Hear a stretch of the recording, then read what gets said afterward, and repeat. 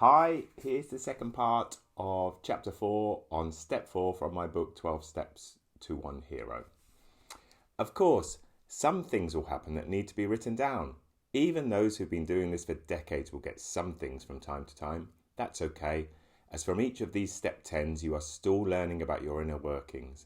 Sometimes you may even be able to consider that person who got a rise in you as a spiritual teacher and almost, or perhaps even, give thanks to them for doing so. It may be the catalyst to realizing that you need to up, such as your meditation or 12 steps meetings or sponsoring someone yourself, or any other thing you know that's beneficial to your well-being. This way you will reach a point where, although not inviting things into your life that give rise to resentment, you know that something good can come from them as you discover yet more about yourself. That painfully long queue. You will learn some more about how well you are handling such as impatience, pride, self-pity and self-centeredness. That loud music from the neighbour's house. How about listening out instead to your pride, self-pity, self-centeredness? These three hunt in a huge percentage of resentments and nearly always as a pack. Also listen, in this case, to your intolerance and dishonesty, in that you've played music too loud before, I'm sure, so you are being hypocritical there. A step 10 done on the spot as soon as possible, such as immediately, is most effective. You may have to be inventive here, as it's not always convenient to get out the notebook and write stuff down, especially in front of the person to whom you have the resentment. You can instead do it on your phone as though writing a message, or at least do a mental step 10, which will certainly help. And then remember to write it down later, as writing things down has been shown to work best, by pen as well, on paper. There have been several times when I've excused myself from a room to do a step 10, sometimes while I stood in the bathroom. Many 12-step people also know the benefit of prayer here, especially getting down on your knees and asking for the resentment to be taken away, and praying for the well-being of whoever or whatever led to the resentment. This can be repeated if a resentment returns, and sometimes it needs to be done for a few weeks, until one day you realise you no longer wish the person, place or thing any ill will, which is to your advantage. If you had a prior resentment against your sponsor, it's advisable to leave that off the step 4 and write it on the step 10 list. Ask your sponsor what they think on this. Most people will get resentments against their sponsor, as with a mentor or a therapist, as they will tell you how it really is to help you, and that is not in a people-pleasing manner. Even if you know it said lovingly, it can lead to a resentment. But know that when you're ready to discover and grow, being challenged by someone who knows what they're talking about and who is doing it in a loving way is one of the greatest routes to discovery and growth. You don't need to read out your step 10s to anyone else. They are so that you can keep learning about what makes you react in certain ways, although you may choose to read some of them out to your sponsor or mentor to release them, especially secrets, or for discussion, perhaps particularly if you find a troublesome pattern. You can destroy your step 10s once you know the resentment or secret has been dealt with effectively. That is, you no longer feel it, are no longer bothered by it. So many times this can be as soon as it's been written down and read by you. Make sure to keep your step 4 and, if you decide to keep any, your step 10 list separate though. You will need your step 4 list to help with step 8, so keep it until after your step 8 list is written down on paper. Likewise, if any of your step 10s are concerned with you causing harm to anyone in any way, as AA literature states, anything that causes physical, mental, emotional or spiritual damage to someone to be spoken through with your sponsor, keep these somewhere safe until after step 8 is completed, but don't concern yourself with that step yet. Taking one step at a time is what's needed to make the next step. So, your step 4 moral inventory is written out by making 3 columns in your A4 book on each page that's used for it. In the first column is the person, place or thing that the resentment or secret is about, and this column can and often will include the word myself, for you will most likely discover just how much self-loathing there is that's affecting you. Then, the middle column is, as succinctly as possible, for writing the cause. And if it's not based on actual fact or is an opinion, acknowledge that by writing I feel or I think that. Try to stick to just a few words, a very brief sentence that gets to the real point of it. Cut to the chase. The third column is headed, This Affects My. And here is written what are commonly known as the 7 deadly sins, but in the 12 steps I have seen up to 20, although it is these 14 that I have used. Pride, self-pity, self-centeredness, selfishness, dishonesty, greed, gluttony, impatience, intolerance, lust, sloth, jealousy, envy, and arrogance. This is written in various similar ways and may have such as the word fear listed, although the 14 defects of character are the way I did it. Also, looking at fear, all of these 14 character defects have fear behind them, are a form of fear manifesting itself, usually fear of losing something you have or fear of not getting something you want. As with all of the 12 steps, I would always strongly recommend reading the 12 Steps and 12 Traditions book and the relevant chapters on each of the 12 steps that can be found there, as well as in these chapters of the big book, approximately. Chapter 3, more about alcoholism. And that talks about step 1. Chapter 4, called We Agnostics, is on step 2. Chapter 5, how it works, goes on to step 3 and step 4. Chapter 6, called Into Action, is about step 5 through to step 11. And chapter 7, called Working with Others, is on step 12. So, to the moral inventory list. Here are the defects of character that can be used as a guide for you to decide if one has been affected in order to write it in the third column. In step 5, your sponsor will listen out carefully, or your mentor or therapist, if they know the steps, to see if there are any you've missed out or if there are any others he or she suggests you might add. So, these are the 14 defects of character and explanations. Pride. It heads the list for good reason, and it attacks in 2 ways. The high, haughty end is that which says inside your head or out loud, such as, "How dare you say or do that to the great me?" The reverse low end, that is shame, says, "What would anyone think if they knew I'd done this, said that, had this done or said to me?"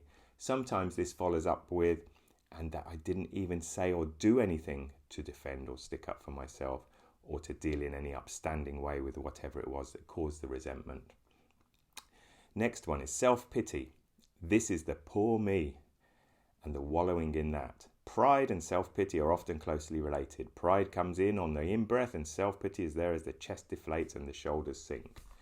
It can be the thought of such as, "Poor me, that actually happened to me. They actually said that to me. It's only me this sort of thing ever happens to. Why always me?" Sometimes it follows up with, "and I didn't even say or do a thing." The next one is self-centeredness. Most times, if you have pride and self-pity, then there is self-centeredness too, as it means you're thinking about yourself too much, being egocentric, not considering the bigger picture, and you likely have no idea about the bigger picture. We often don't. The next one is selfishness. This is not being kind or generous or giving with your time, money, or a skill or talent that you have. The next one is dishonesty. This is not telling the truth, being deceitful, insincere, untrustworthy.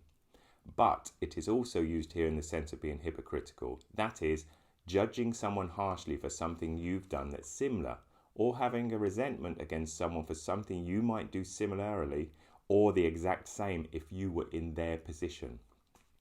You can even go further and say, if you were that person in their position. It is something like, "Those who live in glass houses should not throw stones." Or perhaps as Jesus said, "He that is without sin among you, let him first cast a stone at her." Next one is greed, and that's having an excessive desire or appetite for material things, wealth or power. That's followed up by gluttony. Now that's greed or excess in eating, drinking or taking drugs. The word gluttony is from Latin glutere, meaning to swallow. The next one is impatience, restless, not being able to wait, having or showing a tendency to be quickly irritated or provoked. That's followed by intolerance. That's an unwillingness or inability to accept such as opinions, beliefs, preferences, people, dress or behavior that's different than yours. This one's followed by lust, a self-centered sexual desire in which you are only thinking about yourself, your pleasure or need for sex. And it's mostly, you can think when you know about these things, it's as a distraction, a refuge from pain, or to escape dealing with problems or feelings. Sloth, laziness or procrastination, reluctance to make an effort. Jealousy, fear that your partner or romance or something you have will be taken from you by someone else. Envy, coveting what someone else has, their possessions or qualities, traits, luck or characteristics. Envy is from Latin invidia, meaning regard maliciously. And finally, arrogance, having or revealing an exaggerated sense of your own importance or abilities, or that you know better. So you write your step 4 list like these examples with the headings written at the top of every page of the A4 book that you use. So there's 3 columns. You can see there, first column, person, place or thing. Middle column is what the resentment is, as briefly as possible. And the third column is you go through those 14 defects of character and you write down which ones are affecting you.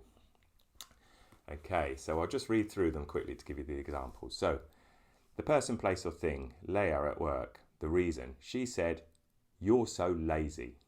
This affects my pride, self-pity, self-centeredness, dishonesty, intolerance, sloth, arrogance. And myself, I got angry with Leah. And selfishness for Leah as well at work. So I got angry with Leah. This affects my pride, self-pity, self-centeredness, intolerance, arrogance. Myself again, I can be lazy. These are examples, by the way. I'm sure I can be lazy, but they are examples. So that affects my pride, self-pity, self-centeredness, sloth, selfishness, dishonesty, and arrogance. The council, it leaves too many potholes. This affects my pride, self-pity, self-centeredness, dishonesty, arrogance. Man in the shoe shop, these are all made up, by the way. I feel he dislikes me. This affects my pride, self-pity, self-centeredness, dishonesty, intolerance, arrogance. My ex-wife, we didn't have sex enough.